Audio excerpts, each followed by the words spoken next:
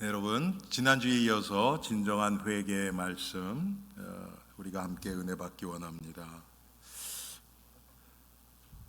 여러분, 기독교의 본질은요, 하나님의 사랑으로부터 시작해서 우리 인간을 향한 구원입니다.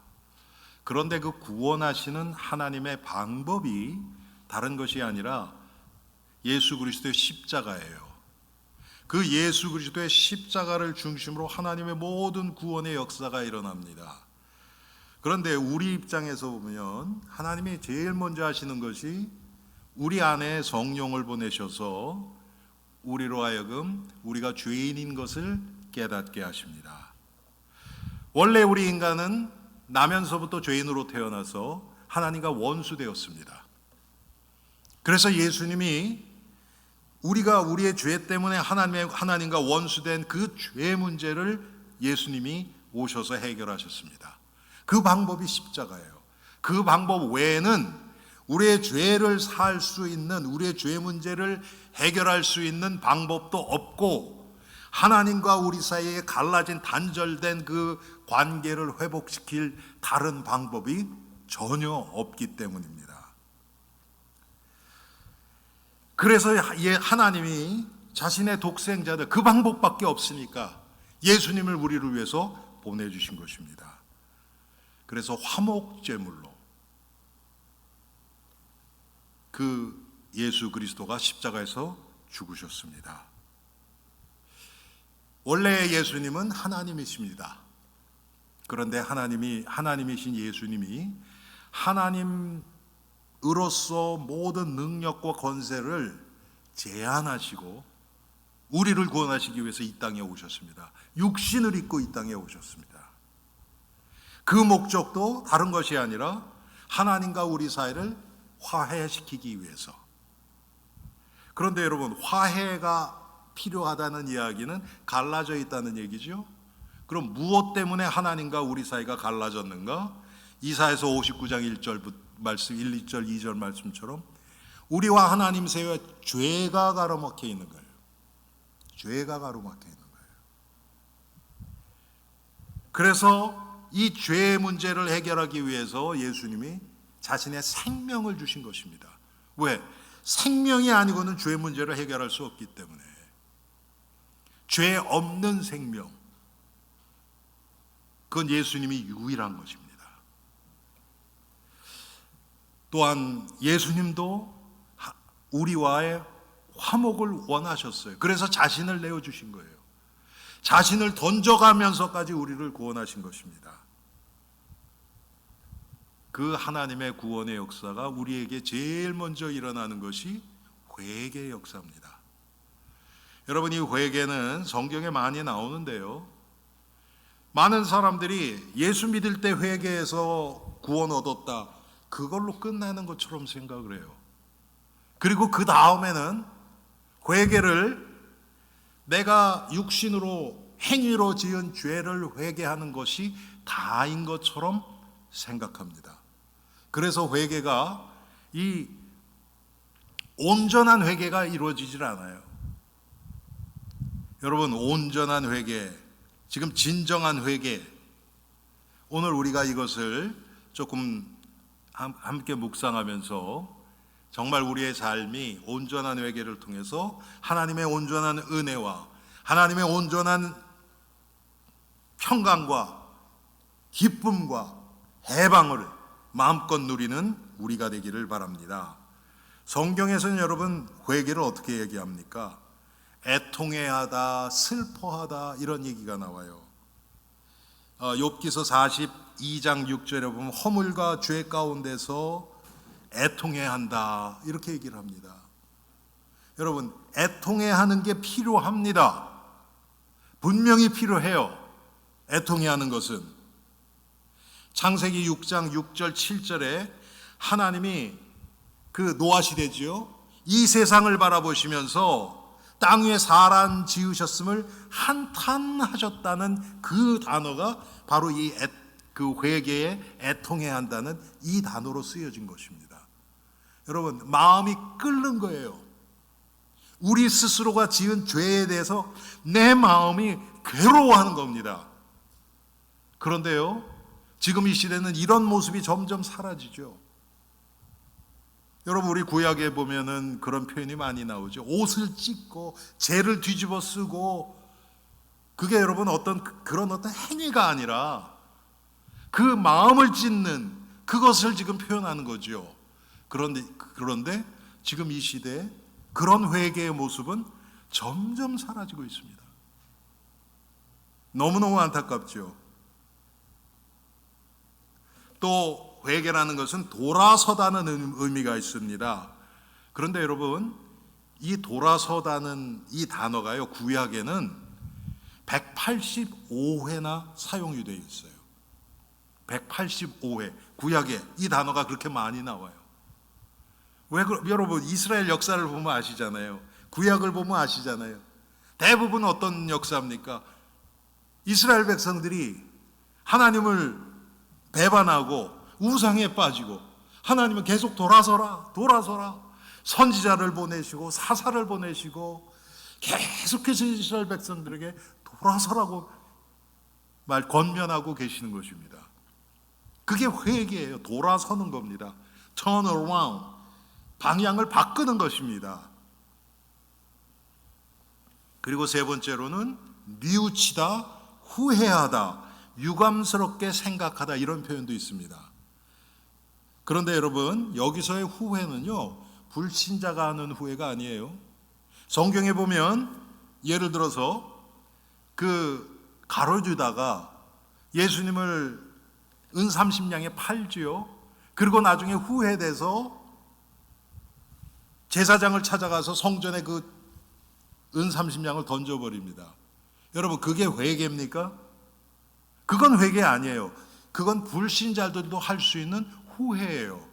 성경에서는 그걸 회개라고 얘기하지 않습니다. 진정한 회개는요, 하나님 앞에서 하는 회개예요. 여러분, 우리가 이것을 분명히 알아야 돼요. 자, 우리가 행위적인 어떤 죄를 지어요. 예를 들어서 다른 사람을 미워했다든지, 다른 사람의 것을, 다른 사람을 해했다든지 그럴 수 있죠. 그런데 여러분, 그게 그 사람에게 죄 지은 이전에 하나님께 죄를 지은 겁니다. 하나님의 계명을 어긴 거예요. 사람을 향한 죄 이전에. 그래서 이 세상에서 짓는 모든 죄는요, 먼저는 하나님께 지은 죄예요. 내가 그 사람하고의 관계가 회복됐다고 내 죄가 회개된 게 아닙니다, 여러분. 내가 하나님 앞에서 지은 죄라는 것이 인정이 되어줘야 되죠.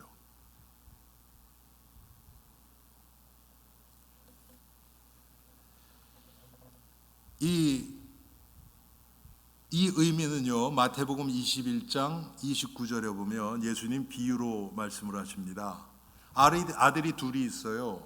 그런데 아버지가, 야 얘들아, 오늘 저 밭에 할 일이 많으니까 좀 와서 좀 도와달라 그래요. 그런데 큰 아들은 네 알겠습니다. 그리고 안 가요. 둘째 아들은 아예 안 가요. 싫어요. 하기 싫어요. 그랬는데 나중에 가요.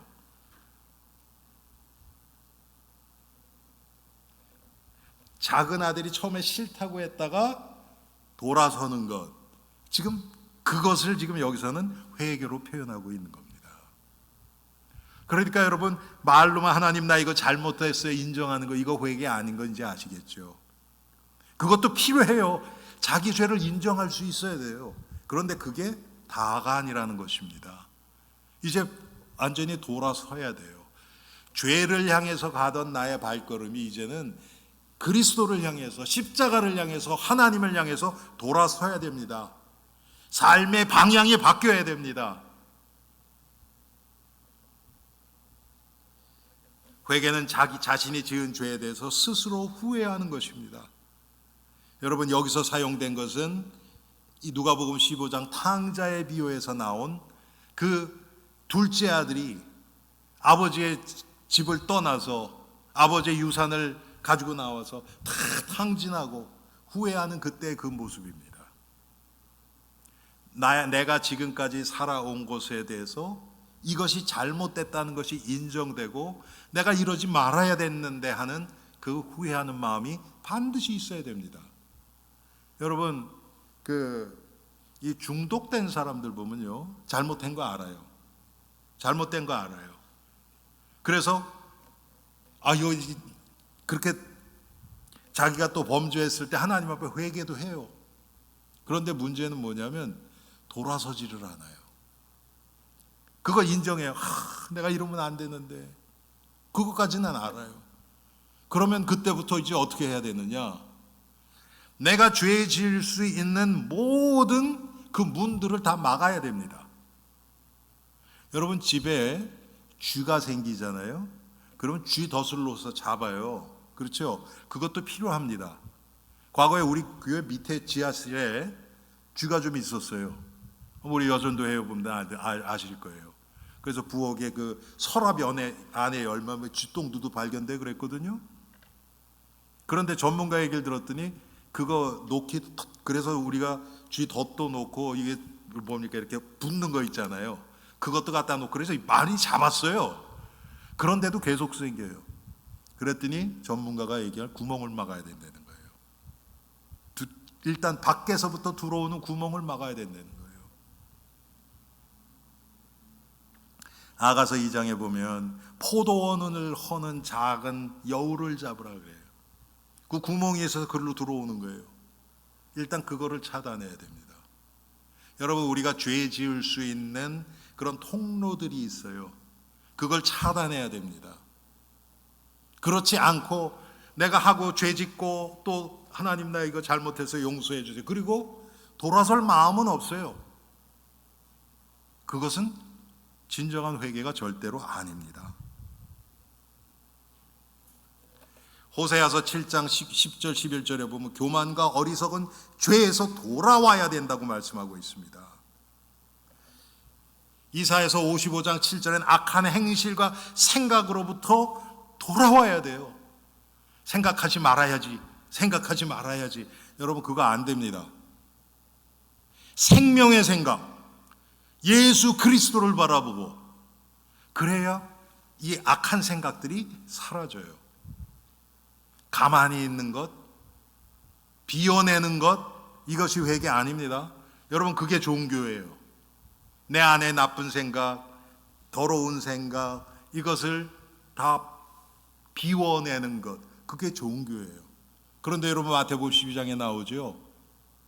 귀신 들린 사람이 귀신이 어떤 집에 있다가 나와요. 그랬더니 다시 돌아오 보니까 비고 소지되고 깨끗해졌어요. 다 깨끗해졌어요. 그게 종교예요.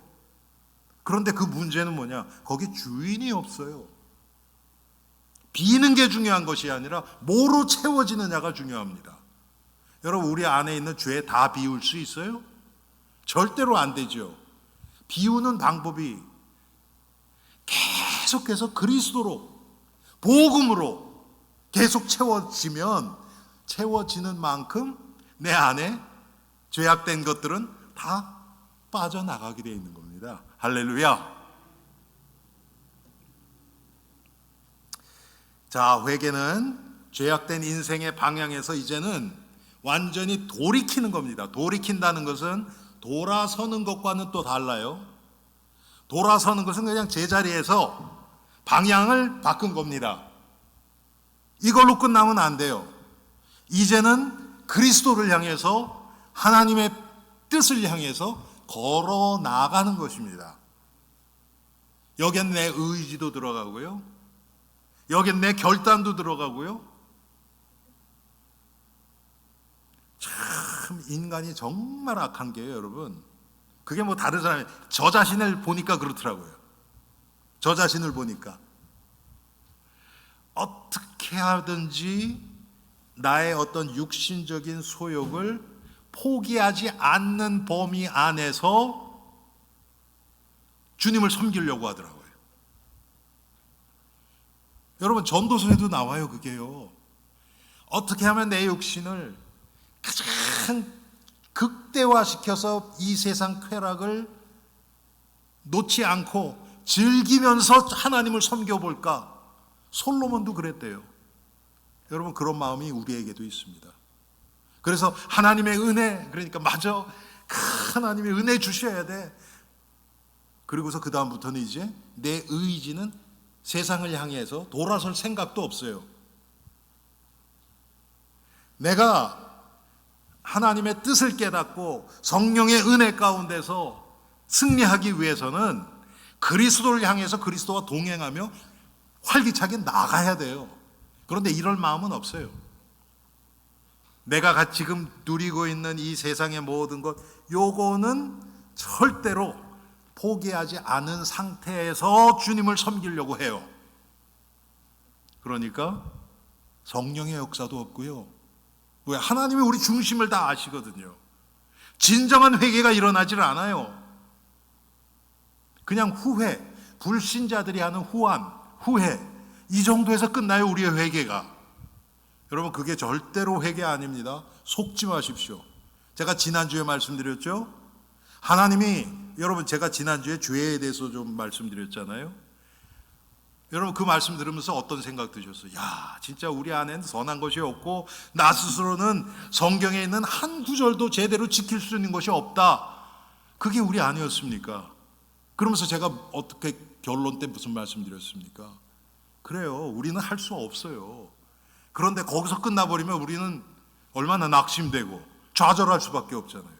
그런데 그런 죄가 드러날 때마다 우리는 그 죄 자체, 내가 지금 지은 그 죄, 그걸 전체로 보고 자꾸 회개도 하려고 하고 나 자신이 변화도 되려고 하니까 안 된단 말이에요. 그 다음에 또 나와요. 그런데 하나님이 하신 방법은 뭐라 그랬어요? 나의 죄가 드러날 때마다 그것을 통해서 나의 본질, 나의 존재 자체가 얼마나 하나님 앞에서 죄악되고 나 스스로는 선한 것이 내 안에 하나도 없는, 에레미야서에 나오는 것처럼 만물보다 부패한 것이 인간의 마음이라 그랬는데 그게 나구나, 그 나의 본질로 돌아오는 거예요. 그렇게 봤을 때, 야, 진짜 나는 아무것도 할 수 없구나. 그런데 성령이 그때 다 역사하시는 거예요. 우리 이 세상 말로 모두를 바꾼다 그러잖아요, 여러분. 제가 어제 그저께죠.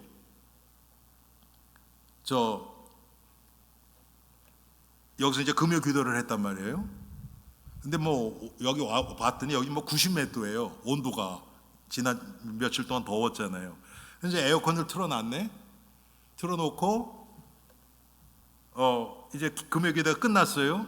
그리고 가서 끄는데 제가 에어컨을 요새는 잘 안 틀었으니까, 얼마 전까지 히터를 틀었으니까 저기가 한번 누르면 오프에서 한 번 누르면 에어컨 되고 또 누르면 히터로 가고 또 누르면 이제 오프로 가거든요.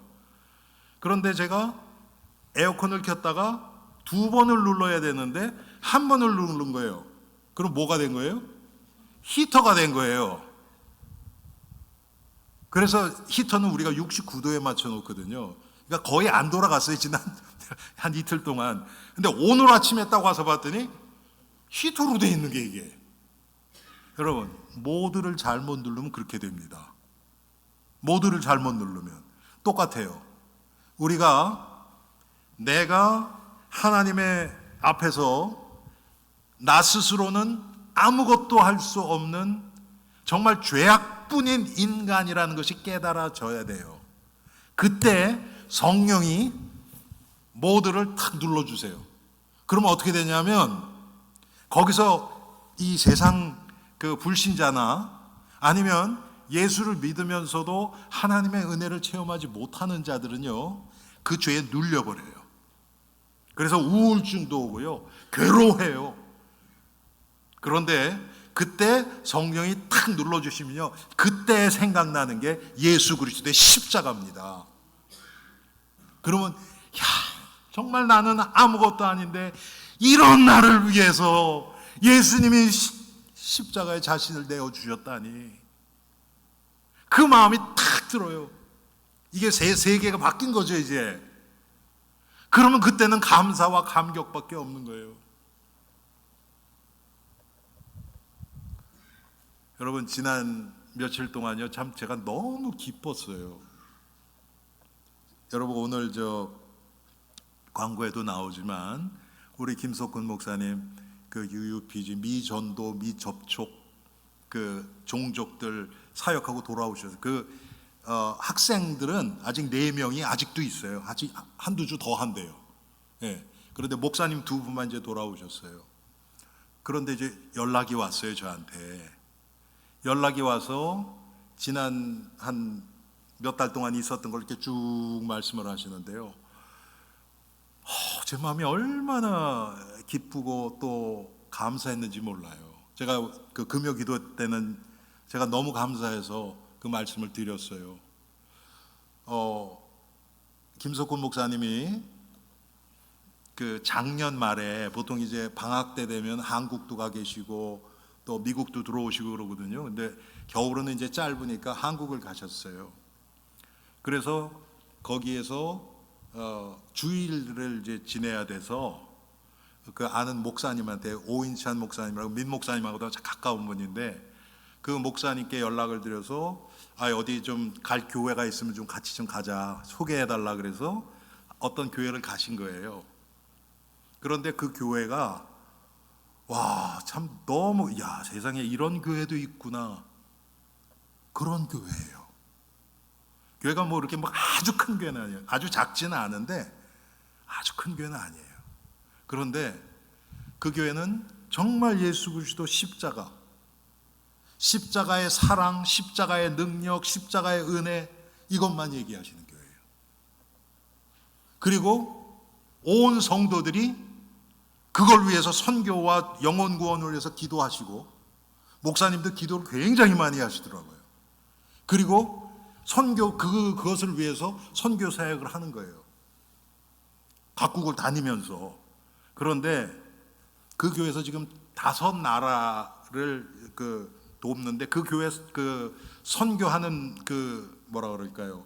사역이 어떤 중심이냐면 보통 뭐 우리 교회도 가고 그랬지만 가서 집도 져주고 또 무슨 뭐 가서 이제 큰 교회 같은 데는 병원 클리닉 같은 것도 이렇게 해서 사람들 고쳐주고 이런 것들 많이 한단 말이에요. 근데 그게 선교 현장을 직접적으로 영적으로 변화시키기는 참 쉽지 않아요. 그때 가서는 좋은데 그래서 이 목사님이 그걸 깨닫고 그리고 가서 선교사님 저도 그걸 그대로 느꼈었는데 선교사님들이 너무너무 지쳐 있어요. 선교 현장에 여러분 전도가 잘 안 돼요. 뭐 밥 주고 뭐 먹을 거 필요한 거 나눠주면 사람들 구름대같이 모여요. 그런데 정말 말씀의 능력으로 변화되는 사람 진짜 찾기 힘들거든요. 그래서 이분이 생각한 게 선교사님들을 도와야 되겠다. 그래서 그 5나라를 가서 선교사님들이 푹 쉬면서 은혜 받을 수 있도록 그걸 하시는 거예요. 그랬는데 그 목사님이 5나라 지금 하고 있다가 이제 한 나라를 더 추가를 해야 되겠다. 그래서 기도하고 계셨어요. 그런데 하나님이 계속 그게 이제 작년 말이에요. 작년 이제 후반기인데 근데 하나님이 캄보디아 마음을 주셨대요. 그런데 여러분 작년 후반기에 캄보디아 어땠는지 아시잖아요. 그렇죠? 굉장히 위험하고 막 사람도 죽어나가고 막 그랬었잖아요. 교인들이 다 뜯어 말리는 거예요. 그래서 이제 그 목사님도 그런 상태에서 김석훈 목사님이 거기에 가셨는데 그 주위에 또 목사님이 안 계셨어요. 담임 목사님이. 그러고서 그냥 그분은 돌아오신 거예요. 그런데 나중에 그 목사님이 다시 돌아오셔서 보니까 캄보디아 선교사가 왔다 간 기록이 있는 거예요. 연락이 왔죠. 그래서 연락이 돼서 쭉 얘기를 한 거예요. 그러면서 캄보디아에서 선교사님들 그렇게 해서 이렇게 집회를 좀 했으면 좋겠다. 그래서 그게 6월 2일부터 4일까지 지금 얼마 안 됐죠? 한 2주 전에 한 거예요. 그러니까 김석훈 목사님이 그 UUPG 거기 종족 갔다 오시자마자 그걸 한 거예요. 선교사님들이 한 150명이 모였대요. 그런데 그 교회에서 최고 좋은 5성급 호텔, 그리고 그 하여튼 최고의 음식도 그렇게 해서 마음껏 쉬면서 은혜 받을 수 있도록 그렇게 하셨는데, 놀라운 게 뭐냐면 그 목사님이 김석훈 목사님한테 캄보디아에서 너무너무 세밀하게 자세하게 물어보더래요. 다.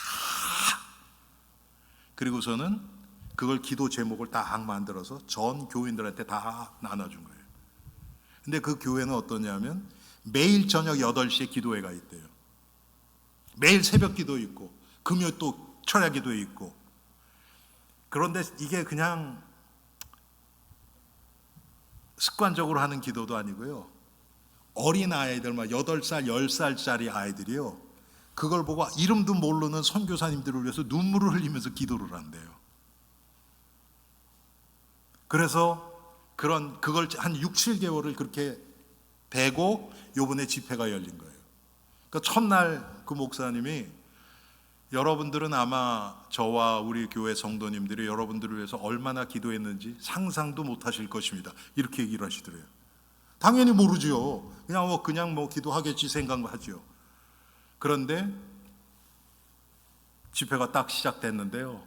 150명 선교사님들 완전 눈물바다가 됐어요. 여러분, 선교사님들이요, 웬만해서 이렇게 잘 안 움직입니다. 은혜 받기 쉽지 않습니다. 너무 지쳐 있다가. 그래서 제가 나중에 후기 한 거, 인터뷰 한 것들을 제가 봤어요. 야, 참 선교사님들이 너무 이제 다시 선교 시작해야 되겠다고. 거기 10년, 20년 된 분들이 오늘 아침에 저한테 민 목사님이 카톡으로 왔어요.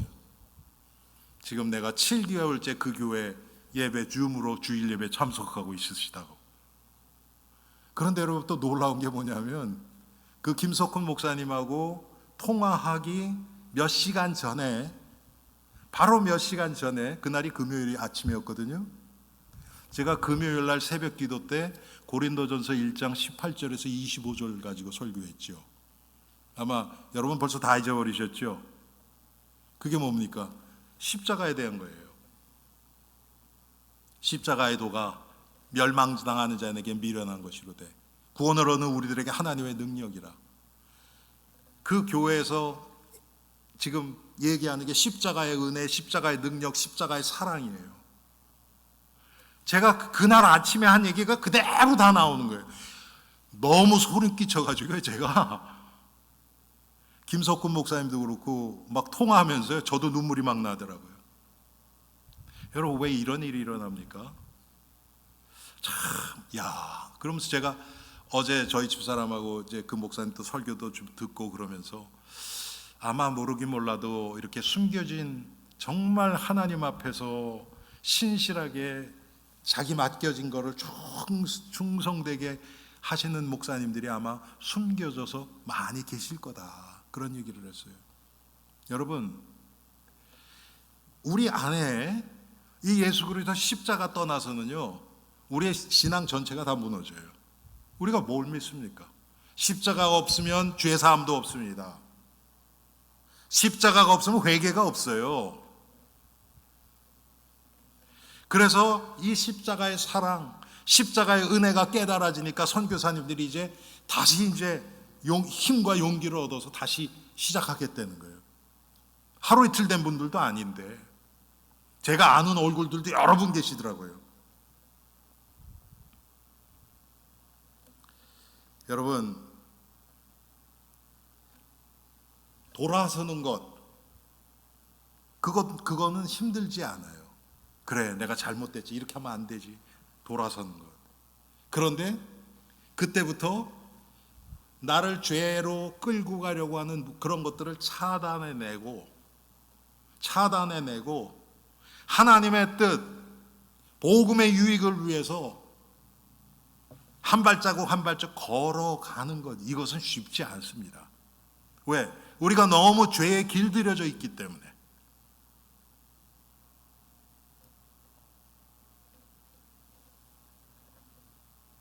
그래서 여러분, 오늘 본문에도 나오죠. 회개에 합당한 열매라 그랬어요.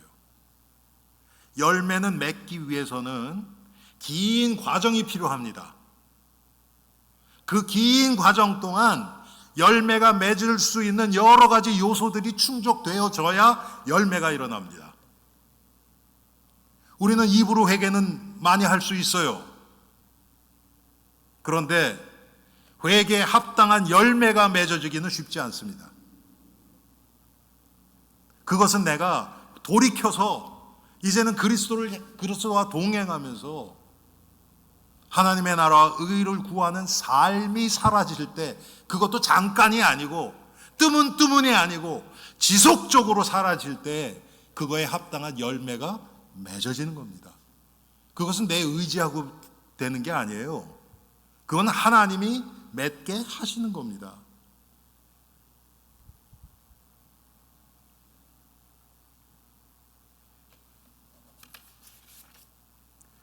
여러분, 회개는요, 아까 말씀드렸던 것처럼 하나님 앞에 하는 겁니다.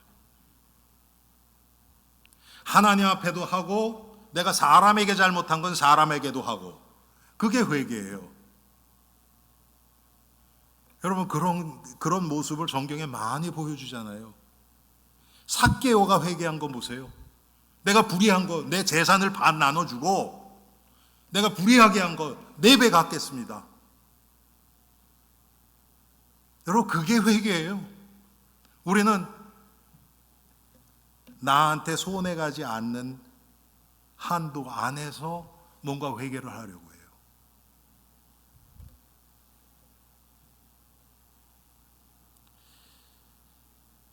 사도행전 11장 18절에 하나님께서 이방인에게도 생명을 얻는 회개를 주셨도다. 하나님이 주시는 거예요, 이것도. 또 진정한 회개는 성령님의 조명과 감동으로 이루어집니다. 요한복음 6장 44절에 나를 보내신 아버지께서 이끌지 아니하면 아무라도 내게 올 수 없으니 그랬어요. 하나님이 성령의 감동으로 이끌어 주셔야 됩니다. 또 회개는 말씀의 역사를 따라 성령님이 이루십니다. 그 성령님은 하나님의 말씀을 통해서 역사하세요. 신학적으로 보면요, 회개는 신인 협력사역이다, 이렇게 표현이 되어 있어요. 그건 뭐냐면, 여러분, 회개는 하나님이 우리가 구원을 얻을 때 내가 죄인인 것을 깨닫게 해서 구원을 주시기 위해서 회개하게 하세요. 그렇죠? 그것은 100% 하나님의 역사예요. 그건 내가 만들어낼 수 있는 게 아니에요. 그런데 성도가 성도의 삶을 살아가다가 나의 욕심에 잡히고 내가 약해서 넘어지고 범죄한 것들이 있어요. 그때 회개하는 것은요, 성령이 내 마음에 감동을 주세요. 내 죄를 깨닫게 하세요. 근데 내가 거기에 순종하고 회개로 나아가야 이루어져요. 여러분, 그럴 때 많잖아요. 마음에 성령이 내 마음에 이 죄의식을 주셔서 이게 죄라는 게 깨닫게 하셨어요. 그런데 별로 하고 싶지 않아. 그럼 우리는 묵인해버려요. 무시해버려요. 성령은 나에게 죄가 깨닫게 해주시는 그걸 하세요. 성령이 역사하신 거예요. 그 다음부터는 내가 내 의지와 또 내가 지금까지 하나님이 주신 은혜를 통해서 내가 어떻게 하면 하나님의 뜻에 맞는 삶을 살아갈까, 그쪽으로 나가야 돼요. 그래서 회개는요, 우리의 의지가 필요해요. 우리의 감정도 포함돼야 돼요. 그래서 아까 애통해야 돼요. 죄에 대해서 후회가 돼야 돼요. 죄에 대해서 슬퍼할 수 있는 그런 마음. 그래서 제가 3번에 생명에 이르는 회개의 요소를 제가 여기다 집어넣는데요. 죄를 깨달아야 돼요. 내 죄가 무엇인지 알아야 돼요. 지식적으로도 알아야 돼요. 아니, 모르고 어떻게 여러분 우리가 회개합니까? 그런데 그것을 알게 되는 것이 하나님의 말씀에, 그래서 율법을 주신 거예요. 율법에 나 자신이 비춰보면 내가 이게 내 죄였구나.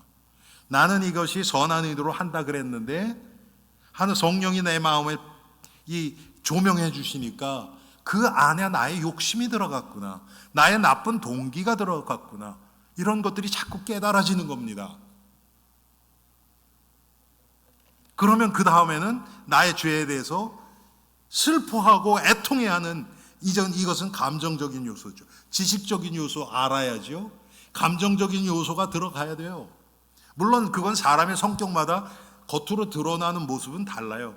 어떤 사람은 조그만 거 가지고도 펑펑 우는 사람이 있고 어떤 사람은 아주 이지적인 사람은 겉으로 눈물이 안 날 수 있어요. 그런데 마음은 안에서 막 뒤집어지는 거예요. 그 다음에는 하나님께로 돌아서 이제는 나아가는 것입니다. 이것은 회개의 의지적인 요소예요. 우리의 삶의 목적이 바뀌는 겁니다. 내가 이 세상을 왜 살아야 되는지, 내가 오늘 왜 먹고 마시고, 그 목적이 변화가 되는 거예요. 여러분, 진정한 회개의 결과는 물론 제일 먼저는 회개를 통해서 우리 죄가 용서함을 받습니다. 그런데 여러분, 우리가 회개하니까 그때 하나님이 싹 용서해주고 그런 겁니까? 아니에요.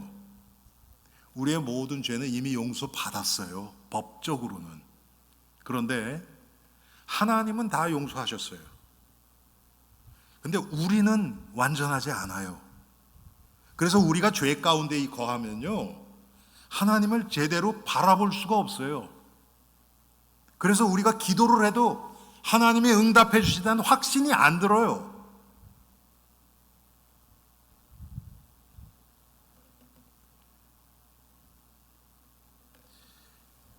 우리가 잘 아는 요한일서 1장에 보면 그 아들 예수의 피가 우리를 모든 죄에서 깨끗하게 하실 것이다. 이사야서 1장 18절에는 오라 우리가 서로 변론하자. 너희 죄가 주홍 같을지라도 눈과 같이 이어질 것이요 진홍같이 붉을지라도 양털같이 되리라. 참, 여러분, 제가 지금 이 말씀을 하면서 마음속에 한쪽 구석에 이렇게 약간 무거운 그게 있어요. 그게 뭐냐면, 이런 성경 구절을 사람들이 들으면 하나님이 나의 더러운 죄를 이렇게 깨끗하게 씻어주신다는 거기에 대해서 감사하고, 그래서 회개로 온전히 나와서 아까 말씀드린 돌이켜서 이제는 그리스도와 함께 하나님 나라 건설을 위해서 나가야 되는데, 많은 사람들이 이런 성경 구절을 통해서 이제 죄책감을 내려놓고 이제 마음 조금 편해지는 것으로 끝나려고 해요. 그러니까 하나님의 은혜를 육신적으로 받아들여서 마음만 편하고 그 다음에 내 삶은 변화되기 싫은 거예요. 더 이상 희생하고 싶지 않은 거예요. 여러분, 이런 마음이 제 안에 있더라고요. 아마 여러분들도 난 그런 마음 전혀 없어. 그런 분 아마 한 분도 안 계실걸요. 얼마나 우리 안이 진짜 가증스럽고 더러운지.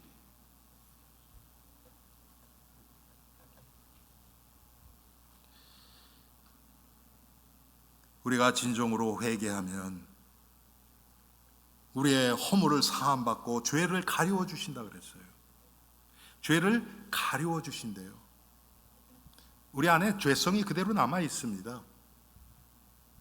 그런데 하나님이 그걸 그리스도의 보혈로 가려주시는 거예요. 진정한 회개를 통해서 성령을 선물로 받습니다. 여러분, 이건 예수 믿을 때뿐만 아니에요. 예수 믿을 때 성령이 우리 안에 들어오세요.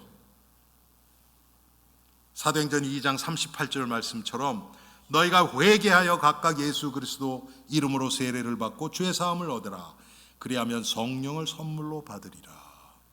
그런데 우리가 진정한, 그것도 성령이 역사하셔서 또 우리가 아까 말씀드렸던 것처럼 성령은 성령의 일을 하시고 그 성령의 인도에 내가 순종해서 나에게 진정한 회개가 일어나면 그때부터 성령이 내 마음을 맡아서 주관해 주시기 시작한 거예요. 그게 성령 충만한 상태입니다. 여러분, 죄 품고 성령 충만은 있을 수 없어요. 절대 일어나지 않습니다. 하나님이 우리에게 속으시겠습니까? 그런 일은 없어요. 또 그래서 우리가 성령이 충만하여서 성령이 내 마음을 이끌어 주실 때 하나님의 뜻이 발견되어집니다. 그래서 이제 우리가 살아가는데 이게 하나님의 뜻이구나. 내가 이렇게 한 게 하나님의 뜻이 아니었구나. 이것을 다 분별할 수 있는 영적인 지혜가 생깁니다. 또 진정한 회개를 통해서 우리의 심령이 새롭게 변화받습니다. 그런즉 누구든지 그리스도 예수 안에 있으면 새로운 피조물이라. 이전 것은 지나갔으니 보라 새 것이 되었도다. 여러분, 그게 한번 예수 믿을 때 우리 신분이 새롭게 변화된 그거로 끝나는 게 아니에요. 매일이에요. 매일. 매 순간입니다. 매 순간 새로워지는 거예요.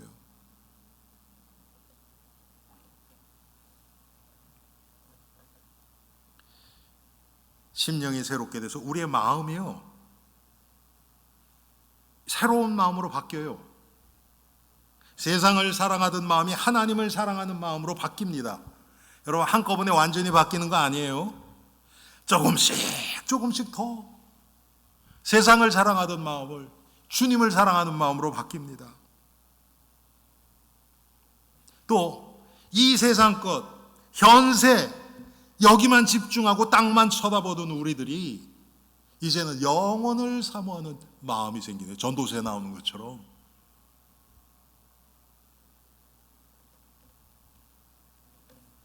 또 성령이 내 안에서 역사하셔서 나에게 예수님의 마음을 주셔서 참고 인내하는 마음을 주세요. 그래서 내 주위에 있는 사람들이 나를 오해하고 공격하고 미워하고 어렵게 해도 그걸 육신적으로 반응하는 것이 아니라 그냥 예수님의 마음으로 그냥 있는 그대로 품는 거예요. 제가 지금 방금 말씀드렸던 이 사실을 깨닫고 제 신앙생활이 얼마나 많이 편해졌는지 몰라요. 여러분, 우리가 살다 보면 정말 비상식적이고 말도 안 되는 행동이나 말이나 그런 사람들이 있어요. 근데 여러분, 그게 있는 게 아니고 바로 우리 안에 그런 부분이 있어요. 누구에게나. 다른 건 너무 좋아요. 그런데 그 부분만 딱 나오면요, 사람이 이상해져요. 그게 있거든요. 우리도 그렇잖아요. 사람들 사귀면서 그럼 갑자기 저 사람은 왜 그래 갑자기 이상하네. 그럼 대부분 사람이 이제 그때는 더 이상 그 사람하고 가까워지지 않고 선 딱 긋고 당신하고는 여기까지 딱 하고서 이제 조용히 밀어내죠. 우리는 평생 그렇게 살았어요. 우리가 밀어내기도 하고 다른 사람이 우리를 밀어내기도 하고. 그러니까 그 상처가 치유될 수 있는 기회가 없어요. 왜? 자꾸 누가 건들거든. 여러분, 이렇게 상처 나서 이렇게 딱지 앉은 거 계속 긁어 뜯으면 어떻게 됩니까? 또 피나고, 또 앉아서 이제 조금 날라 그러면 또 뜯어내면 또 피나고, 계속 그러잖아요. 그렇죠? 최고 좋은 게 뭐예요? 가만 놔둬야 돼요. 건들면 안 돼요. 그런데 여러분, 우리 지금까지 우리 주위에 있는 우리가 살아왔던 모습을 보자고요. 우리도 그렇고 또 다른 사람들도 어떤 사회에 이렇게 새로운 사람을 만나면 처음엔 좋은 게 보입니다. 그 사람들의 좋은 점들이 보여요. 그래서 이 사람이 이렇다 그래서 가까워지고 막 그래요. 처음에는. 그러다가 이제 어느 시간 되면 이제 안 좋은 것이 나오기 시작합니다. 그런데 그게 아까 말씀드린 너무 말도 안 되고 비상식적인 이런 거 있으면 이제 더 이상 당신 아웃 이렇게 되어버리거든요. 그러면 그 사람은 그것 때문에 또 상처받는 거예요. 이제 날라 그랬던 딱지가 또 떨어지는 겁니다. 그럼 그 사람은 어때요? 또 자기를 인정해 줄 그런 데를 또 찾아가요. 그래서 또 그런 사람들에게 또 이렇게 해가지고 또 어떻게 인정받아 보려고. 그런데 그게 됩니까? 안 돼요. 이 본질적인 문제를 알지 못하면 이게 절대로 해결되지 않습니다. 그런데 이상한 행동이 나왔을 때 제가 깨달은 건 뭐냐면, 저 사람에게는 저런 문제가 있지. 나에게는 또 나름대로 또 다른 문제가 있을 텐데. 내가 모르는 다른 사람이 아는 내 문제가 있을 텐데. 그래. 하나님이 저거 보게 하신 것은 나로 하여금 저걸 품으라 그러는가 보나. 그냥 기도해요. 물론 기분이 좋지는 않죠. 예. 때로는 그게 나한테 해가 될 때도 있으니까. 그런데 그냥 그리고 더 중요한 게 뭐냐면, 내가 저 사람의 배경과 저 사람의 상황과 자라온 배경이나 모든 게 내가 저 사람의 위치였다 그래도 아마 저렇게 행동했을 거다. 그 사람은 그것 때문에 나온 거거든요. 그러고서 그냥 하나님 앞에서 그냥 가만 놔둬요. 그냥 기도하고. 첫째는요, 제가 그것 때문에 상처받지 않아요. 그것 때문에 낙심하지 않아요. 아마 여기 저를 수십 년 동안 지켜보신 분들이 여러 분 계세요. 지금 이 안에. 저 자신도 놀라는 게 그거예요. 정말 중요하고 아주 심각한 상황인데 마음이 동요가 잘 안 돼요. 작은 것, 그런 것 때문에 좀 넘어지고 그럴 수 있는데, 진짜 중요한 그런 사건들이나 그런 거 앞에서 하나님이 이렇게 평강을 주시는 은혜가 제가 체험합니다. 여러분, 하나님은 우리를 온전하게 지금 이끌어가고 계십니다. 하나님 쪽에서는 하실 것 다 하고 완전하게 우리를 인도하고 계세요. 할렐루야. 문제는 우리예요.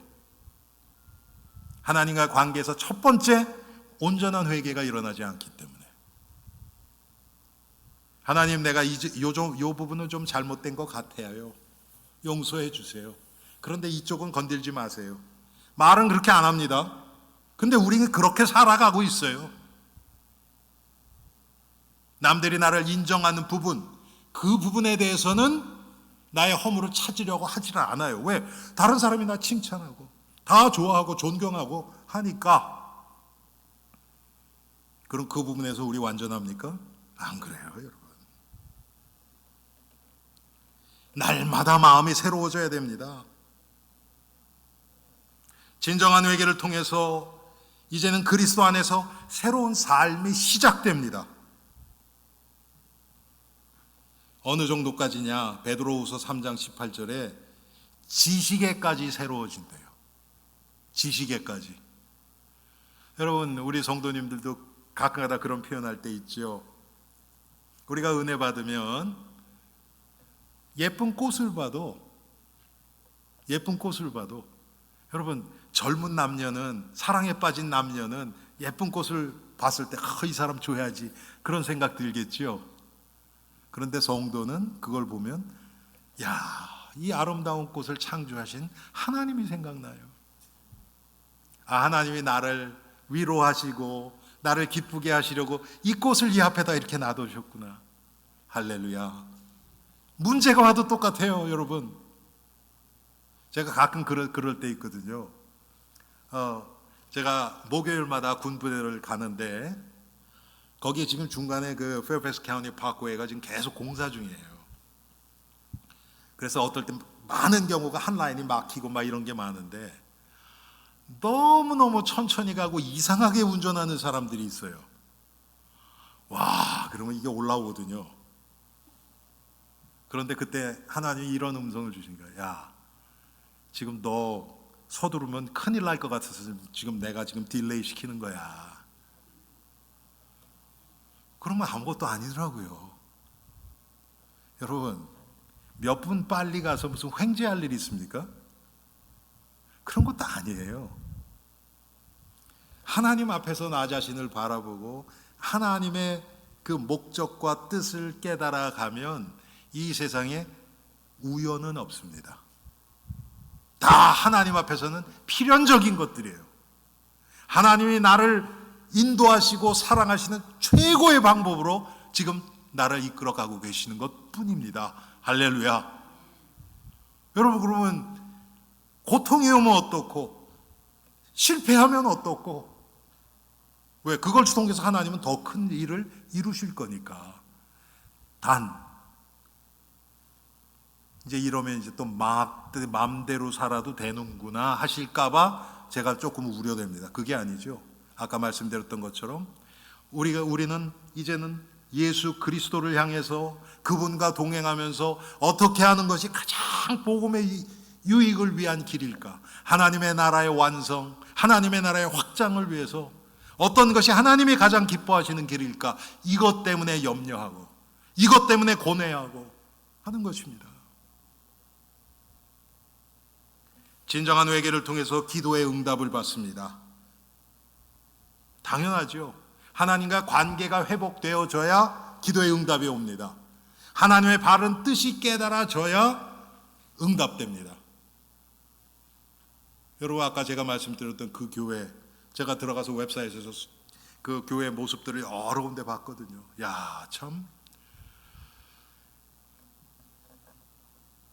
응답될 수밖에 없는 기도를 해요. 하나님이 기뻐하시는 기도, 하나님의 뜻에 맞는 기도. 저는 그래서 우리 교회도 진짜 그런 교회가 되기를 원합니다. 하나님이 기뻐하시는 교회, 하나님의 뜻에 맞는 교회, 하나님이 기뻐하시는, 죄송합니다 이런 표현에서, 하나님이 기뻐하시는 짓만 골라 하는 교회. 할렐루야. 왜? 그게 우리 신앙생활의 성공의 비결입니다.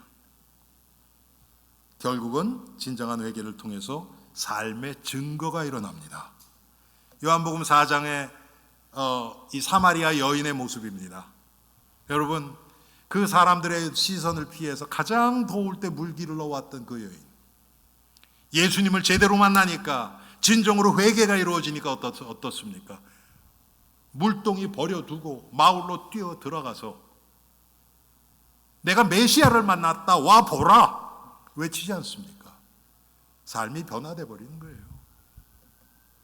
우리 엘림교회, 조그만 교회지만 정말 하나님 기뻐하시는, 하나님의 뜻이 이루어지는, 하나님의 소원, 하나님이 가장 원하시는 그것을 붙잡고 기도하고 거기에 전념하는 우리 엘림교회와 성도님들이 되시기를 주님의 이름으로 축원합니다.